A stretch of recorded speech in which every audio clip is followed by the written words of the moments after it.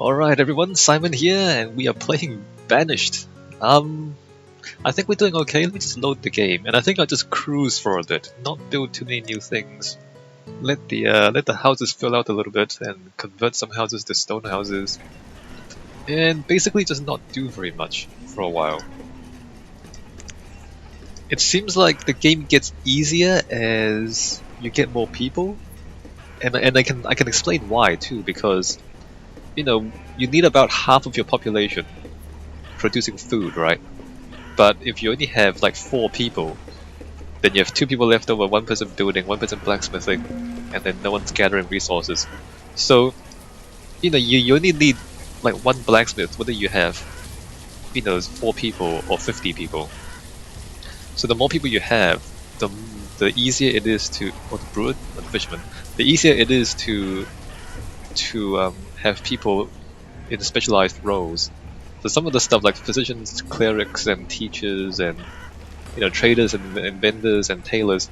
So these people, you can't really afford to have them until you have a higher population to have enough people gathering food that you have extra people left over for these kind of more specialized jobs. So the game does get easier as you have more people, it seems like. Obviously we haven't found too many disasters yet, and maybe it won't be as easy later on. Also, I've been using the words terrifyingly stupid to describe the AI in this game, and by that I mean like they will sometimes just do things that make no sense and get themselves killed, right? Because the people are just they just do whatever it is they're assigned to do, and then if it causes them to die horribly of starvation, they won't really notice these people. So they're in that way they're not very smart, and it's kind of scary because they're almost about to die sometimes. But I've been thinking about that a little bit, and I think I've come to the conclusion that horror and stupidity are linked. In the sense that, I mean, the word stupid is a little bit insulting, but just gonna think about this for a moment. When I was younger, I used to be scared of the dark, right? Why is that? Because, monsters might be in the dark, because you can't see what's there, so you start imagining monsters in the dark. But that's kind of stupid, because there aren't any monsters in the dark, it's just your imagination, right? So even that's kind of what I mean when I say, the sense of horror is linked to stupidity and ignorance, because you just don't know. You're scared of what you don't know. So the ignorance is part and parcel of horror, and also the idea that you can't really do anything about it. Like if you kind of consider any horror movie, I mean, one, typically people don't know what's going on. That's the horror movie. And secondly, even if they know what's going on, there's nothing they can do about it. Like whatever it is, the ghost or the monster or whatever it is too powerful, and they can't really do anything about it. So the main ingredients of horror is ignorance and incompetence. You know what I mean? Like you can't do anything about the monster trying to kill you, so you're incompetent in the face of this monster, right? And it really is that, ignorance and incompetence is part and parcel of horror. Like if you are capable, if you understand what's going on, and if you know what to do, then you're not scared anymore. So I thought that was interesting. I don't know if you think that's interesting. I think it's interesting that horror requires a certain level of stupidity. Which I guess, like, I also liken this game to like playing Lemmings. Lemmings, the game, they just do whatever you tell them, and if you don't tell them anything, they just walk off a cliff, right? So the Lemmings are stupid, and in a way, Lemmings is also terrifying because they just get themselves killed and you lose the game. Not because you're necessarily bad, but just because the things that you're trying to control are utterly moronic and don't know how to keep themselves alive. I'm gonna cut down these trees. Not sure why I would do that. I'm gonna put a This thing is a third full already. Can I delete the cemetery and build a new one? Just destroy the graves? I don't know. So we're getting more and more adults. Less and less children. So as we top out, so as if we don't have enough room in the houses, people don't make children. I know that. And so over time, I think the population would kind of top out, and then you get a little population crisis, and then your population would decrease. And then as the houses are freed up, then the population will go up again. So we're gonna see this up and down of the population once we reach the maximum allowed in the housing, which is okay, I think, as long as we keep the as long as it's not a disastrous collapse. I think it'll be okay. You can just pull people out of fishing, for example, and put them into the more essential things. Graphs, yeah. So you see that. So eventually the green line will flatten out if we don't build more houses. 87% educated, 100% clothed. Yeah, that's good. It's fine. And they're all happy, I think. All happy and healthy. So yeah, we've reached a sort of equilibrium here. I might want to just do some internal upgrades, like upgrade the roads to stone at some point. I think I want to do that. Alright, so I'm going to upgrade the houses to stone. And in fact I'm using more stone than I actually have. Let me just slow down on the upgrades a little bit.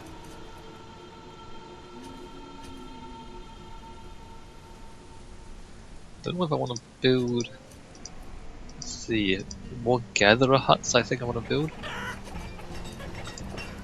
I don't think we need much more herbalists. Maybe I want to gather a hut and a hunting lodge here.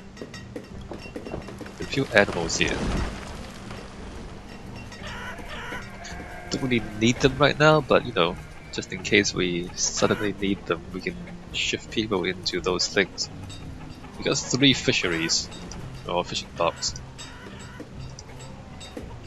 So we should be producing a lot of fish. I just don't really see a lot of fish. We're not really stockpiling much food, are we? No. And we're not stockpiling food here either.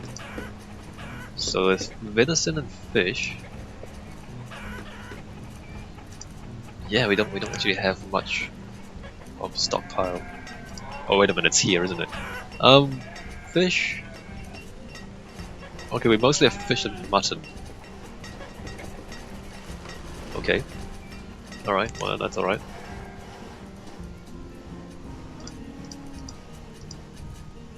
There's still 5. I don't know, but it seems like the number of cows aren't really increasing. Getting more and more sheep. So 7 there, 12 sheep there, 16 chickens in each of those. The chickens grow really fast. The cows do not. I mean, there's still 5 cows. It's been like that for a long time. Let's see, I have 1 person. Where should I put this person? Maybe just leave them as a laborer. Where did my stone and metal go? I think they're all going into these stone houses. Yeah, they are. I think maybe I need more people in mining. Let's go mine a bit more. And then the next person can be stone cutting. It's better to have a surplus than to have a deficit, I think.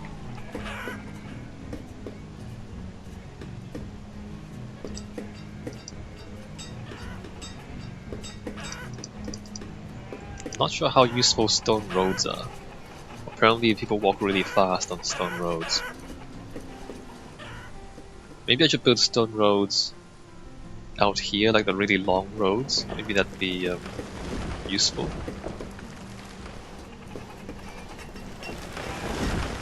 And just leave all this stuff as dirt roads, because they're pretty close to storage anyway. They're not really moving that far, right? It's only the long roads like out here and the other side. Maybe like have a stone road coming this way. That might be the most useful. How much does it cost? 1 stone per length. It's not that much. Well, I guess it adds up quite quickly, doesn't it?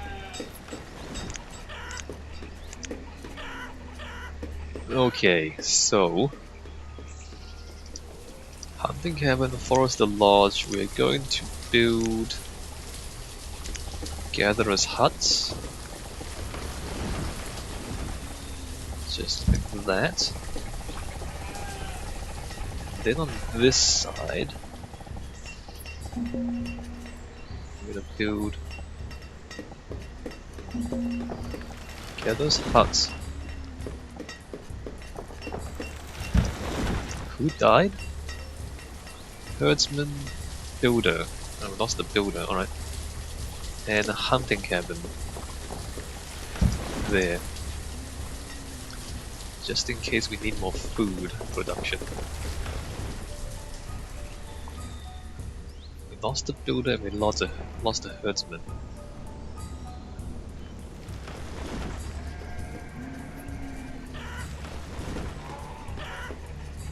Let's remove one from mine and put him into building. And maybe one from fishing into herding. There you go.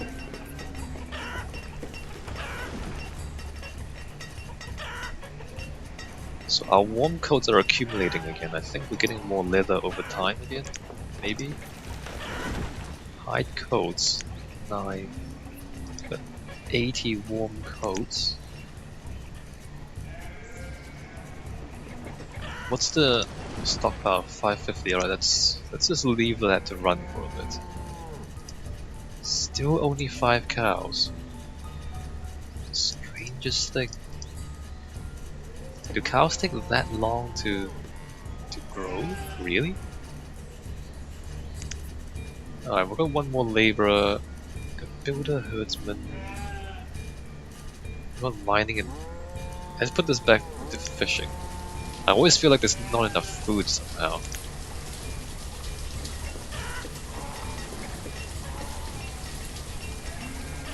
These trees take so long to produce. Like there's like it's not a continuous supply of food, and so once you harvest, you get a big bulk, volume of food, and then you have to wait for the yield to go up, and so it's gonna be. So this number is gonna go up and down a lot. Is what I'm trying to say, because every time you get a yield, every time you harvest, you kind of get a lot of food, and then you have to wait a long time. I think more people in food production is probably a good idea. Ooh, 2 laborers. Yeah, okay, we're gonna put people into food production, because I still don't feel happy about that number there. What do you have? Pumpkin seeds? I do need pumpkin seeds, right? Trade items. Right, I need pumpkin seeds. Wool, bean, beef, cabbage seeds. Oh, cabbage and potato seeds. Hold on a minute. Cabbage and potato. Okay, we need those seeds. Well, I want those seeds. I don't have enough to pay for them though. 500 venison, 60 herbs, 9 coats, 1000 firewood, 100 logs. We're about 1,500 short. We do have a lot of herbs. Alright, we're gonna increase our herb inventory to 300. Go.